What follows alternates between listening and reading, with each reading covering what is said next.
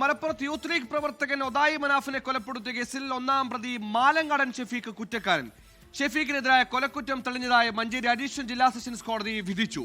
വിധിയിൽ സംതൃപ്തിയെന്നും 3 പ്രതികളെ വെറുതെ വിട്ട നടപടിക്കെതിരെ അപ്പീൽ നൽകുമെന്നും മനാഫിന്റെ കുടുംബം പ്രതികരിച്ചു. നാളെയാണ് ശിക്ഷാവിധി.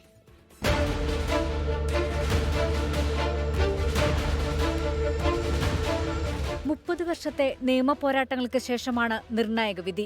യൂത്ത് ലീഗ് പ്രവർത്തകനും ഓട്ടോ ഡ്രൈവറുമായ ഒതായി പള്ളിപ്പറമ്പൻ മനാഫിനെ 1995 ഏപ്രിൽ 13 പട്ടാപ്പകലാണ് കുത്തിക്കൊലപ്പെടുത്തിയത്.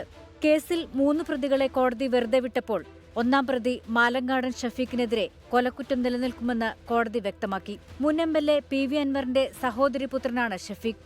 കേസിലെ 2ാം പ്രതിയായിരുന്ന PV അൻവർ ഉൾപ്പെടെ 21 പ്രതികളെ നേരത്തെ മഞ്ചേരി അഡീഷണൽ സെഷൻസ് കോടതി വെറുതെ വിട്ടിരുന്നു. മാലങ്ങാടൻ ഷഫീഖിനെതിരായ ശിക്ഷ നാളെ വിധിക്കും. 3ാം പ്രതി മാലങ്ങാടൻ ഷെരീഫ്, 17ാം പ്രതി കോട്ടപ്പുറം മുനീബ്, 19ാം പ്രതി കബീർ എന്ന ജാബിർ എന്നിവരെയാണ് വെറുതെ വിട്ടത്.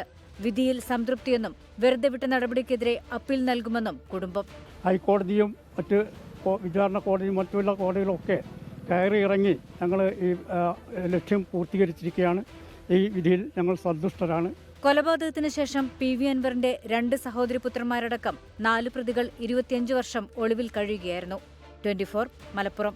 ലോകത്തെവിടെയായാലും ഏത് സമയത്തും 24 വാർത്തകളും ഓഗ്മെന്റഡ് റിയാലിറ്റി പാക്കേജുകളും എക്സ്പ്ലെയിനറുകളും വിശദമായി കാണാൻ ഞങ്ങളുടെ YouTube ചാനൽ നിങ്ങൾക്ക് സബ്സ്ക്രൈബ് ചെയ്യാം.